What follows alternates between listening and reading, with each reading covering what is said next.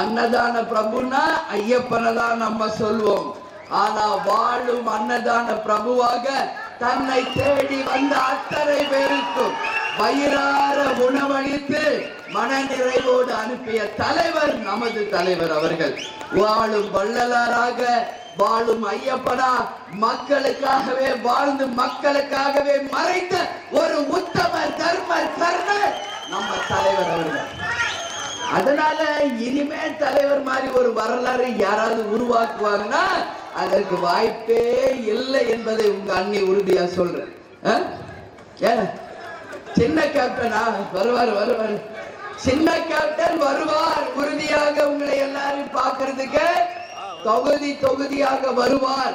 தேர்தல் நேரம் வரும் பொழுது அனைத்து தொகுதிகளுக்கும் விஜய பிரபாகர் வருவார் என்பதை இந்த நேரத்தில் நான் சொல்றேன். அதனால இந்த கட்சி ஒண்ணு சும்மா இல்ல, எல்லாரும் தலைவரிலிருந்து தொண்டர் வரைக்கும் உழைத்தவர்கள் தான் இந்த கட்சியில.